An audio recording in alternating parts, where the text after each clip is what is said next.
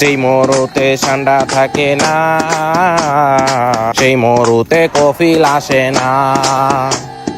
কফিলের মনটা ঠান্ডাতে ভরা, কফিলের মনে শুধু ঠান্ডাতে ভরা, ঠান্ডা ছাড়া কিছু চায় না। ওকে, তো কি অবস্থা তোমাদের? আচ্ছা, এতদিন ফেসবুক কাঁপাইছে কাপড় ব্লগাররা, ইউটিউব কাঁপাইছে রাকিব হোসেন, হাজার হোক বাংলাদেশের 1 নম্বর ইউটিউবার বলে কথা। আর টিকটকের কথা বাদ দেই ভাই, টিকটকের পরেও তো কাঁপাইছে এরা। যারা আমাদের টিকটকে সাপোর্ট করতেছেন তারা আমগো ফ্যান না, তারা আমার আব্বা। উরি বাবা রে বাবা। যাই হোক, টিকটক কাঁপাইছে এইসব প্রতিবন্ধীরা, ইউটিউব কাঁপাইছে, ফেসবুক কাঁপাইছে বিভিন্ন কাপড় ব্লগাররা। এখন টিকটক, ইউটিউব, ফেসবুক কাঁপাইতেছে ওদেরই আব্বা সান্ডা বাবা। তো আজকের ভিডিওর মূল পয়েন্টটা হচ্ছে সান্ডা।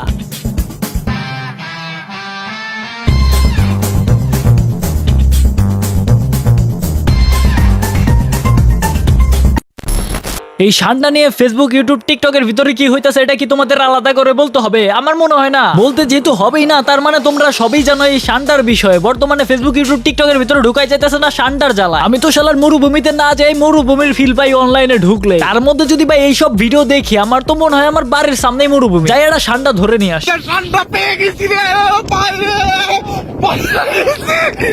ঠান্ডা পায়ে গেছি।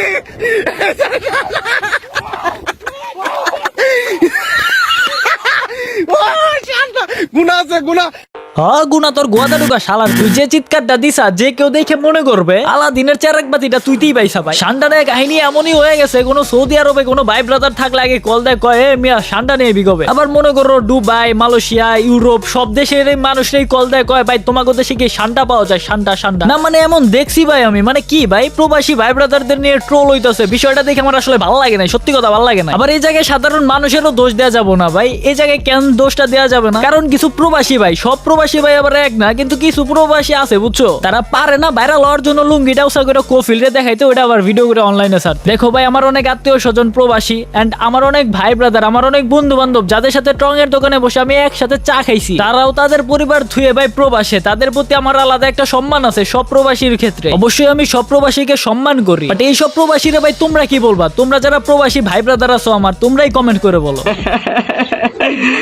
মাল ধরে লাইছি, আজকেও মাল ধরে লাইছি, সেই মাল, একের মাল।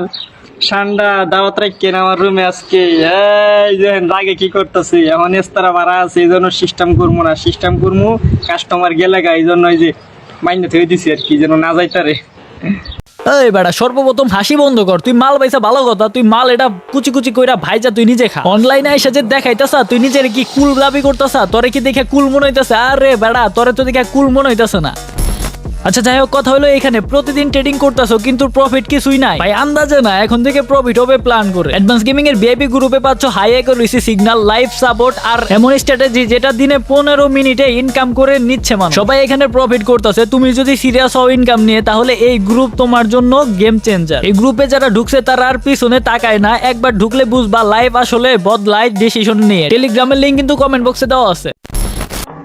كلام عنيف الغرام أحلى من الأغاني من كلمتين من سلام ببقى حد বর্তমানে কাচ্চি বিরিয়ানি, হাজি বিরিয়ানির উপরে আছে হইলো সান্ডা বিরিয়ানি। না মানে ভাই আমার তাই মনে হইতাছে, অনলাইনে ঢুকলে আমার তাই মনে হইতাছে সান্ডা বিরিয়ানি হইলো সব বিরিয়ানির আব্বা। মার কথা জিজ্ঞেস করো না, সান্ডা আবার শরম পাওয়া যাবে। কারণ সান্ডার চরিত্র ভালো ছিল না, ময়নার মা বউ ছিল। এখন ময়নার মা কে এটা খুঁজা তোমরা বের করো। আমি মরুভূমিতে এক কানিতে দেখছিলাম ওরে। আচ্ছা, এখন তোমাদের মনে যেটা, আমার মনেও সেটা। আসলে সান্ডার বিরিয়ানি এটা কি হালাল নাকি হারাম? আমরা মুসলিম, আমাদের এটা জানার দরকার। সৌদি আরবে সবাই এটা খাচ্ছে বলে যে এটা হালাল হবে বিষয়টা তেমন না, আবার এটা হারাম হবে বিষয়টা তেমনও না। সবকিছু নিজের জেনে রাখা দরকার। ওকে, মিজানুর রহমান আজহারি এই বিষয়টা নিয়ে কথা বলছে, এটা তোমাদের আমি শর্টকাটে শোনাচ্ছি। গুই সাপ জাতীয় একটা প্রাণীর কথা সহিহ বুখারীতে এসেছে, যেটা আমাদের বাংলাদেশে অনেক এলাকায় সান্ডা বলে থাকে। তো এই গুই সাপ জাতীয় প্রাণী খাওয়া কিন্তু হারাম নয়।